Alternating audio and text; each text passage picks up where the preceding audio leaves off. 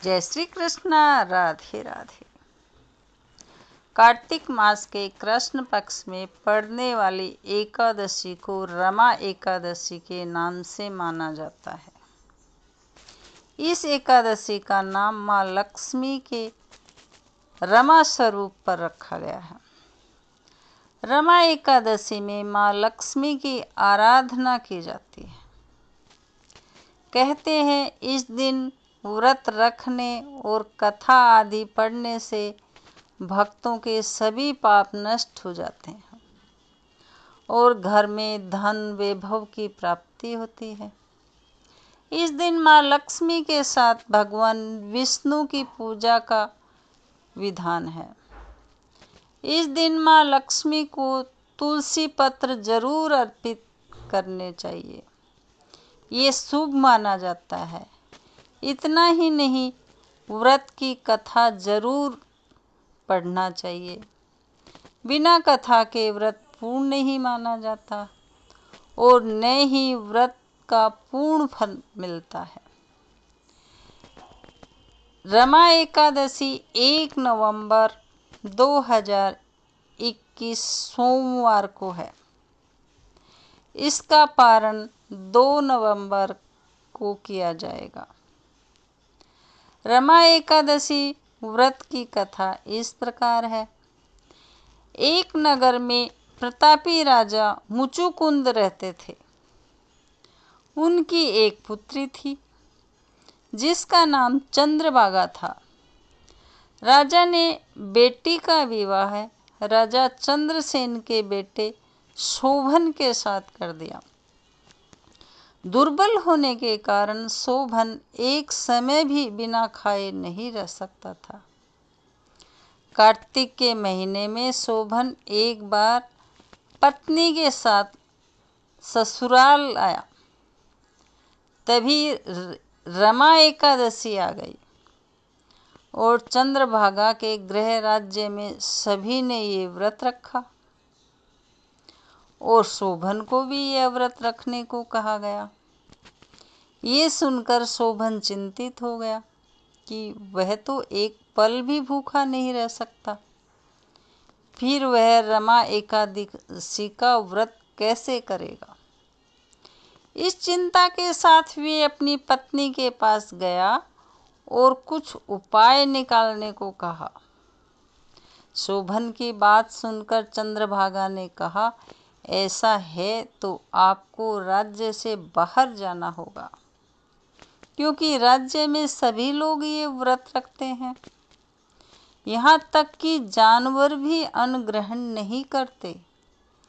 लेकिन चंद्रभागा का ये उपाय शोभन ने मानने से इनकार कर दिया और व्रत करने की ठान ली।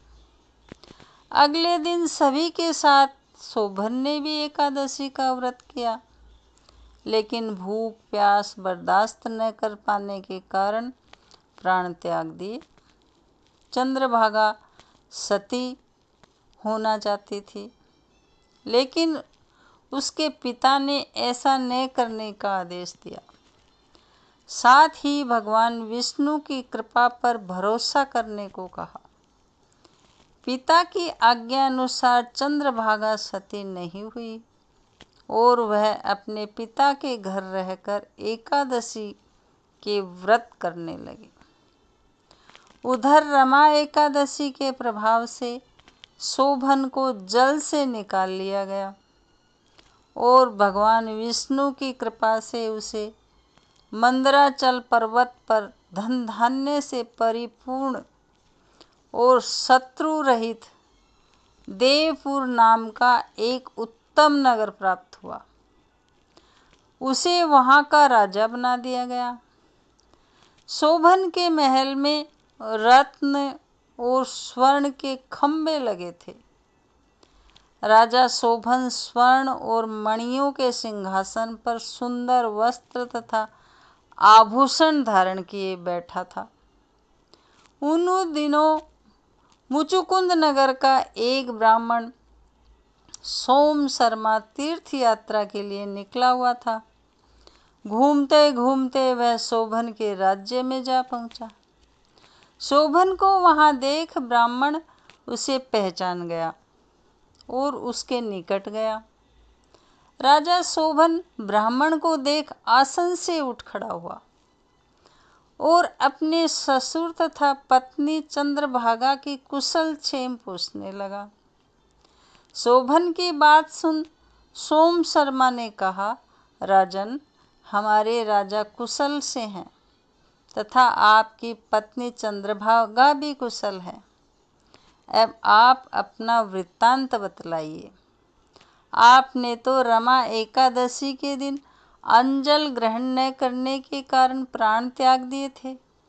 मुझे बड़ा विस्मय हो रहा है कि ऐसा विचित्र और सुंदर नगर, जिसको न तो मैंने कभी सुना और न कभी देखा है, आपको किस प्रकार प्राप्त हुआ।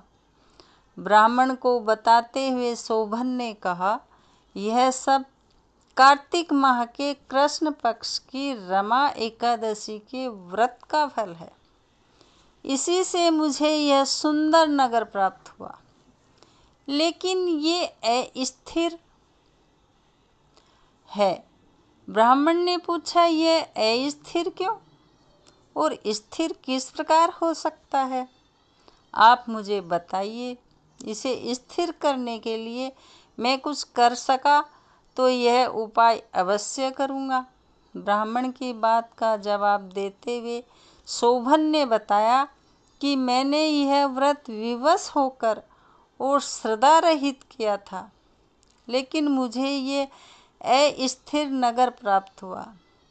लेकिन अगर तुम इस वृत्तांत को राजा मुचुकुंद की पुत्री चंद्रभागा से कहोगे तो वह इसको स्थिर बना सकती है। ये सारी बात जानने के बाद ब्राह्मण वापस अपने नगर को लौट आया और उसने चंद्रभागा से सारा वाक्य सुनाया। ब्राह्मण की ये बातें सुनकर राजकन्या को यकीन नहीं हुआ और ब्राह्मण से फिर पूछा, क्या आपने प्रत्यक्ष देखा है? ब्राह्मण की बात सुन चंद्रभागा बोली, ब्राह्मण देव, मुझे उस नगर में ले चलिए। मैं अपने पति को देखना चाहती हूँ। मैं अपने व्रत के प्रभाव से उस नगर को स्थिर बना दूंगी। चंद्रभागा की बात सुनकर ब्राह्मण उसे मंदराचल पर्वत के पास वामदेव के आश्रम ले गया। वामदेव ने उसकी कथा को सुनकर चंद्रभागा का मंत्रों से अभिषेक किया।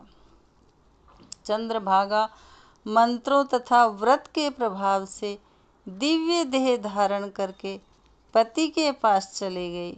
शोभन ने पत्नी चंद्रभागा को देख प्रसन्नतापूर्वक आसन पर अपने पास बैठा लिया। चंद्रभागा ने राजा शोभन को बताया कि हे स्वामी, जब मैं अपने पिता के घर 8 वर्ष की थी, तब ही से मैं सविधि एकादशी का व्रत कर रही हूँ। उन्हीं व्रतों के प्रभाव से आपका यह नगर स्थिर हो जाएगा और सभी कर्मों से परिपूर्ण होकर प्रलय के अंत तक स्थिर रहेगा। चंद्रभागा दिव्य स्वरूप धारण करके तथा दिव्य वस्त्रालंकारों से सजकर अपने पति के साथ सुखपूर्वक रहने लगी। अगर ये कहानी आपको ज़रा भी हेल्पफुल लगे तो लाइक करें, फैमिली फ्रेंड में शेयर करें, बेल बटन प्रेस करें, मेरा चैनल सब्सक्राइब करें ताकि आने वाला वीडियो आपको सबसे पहले मिल सके।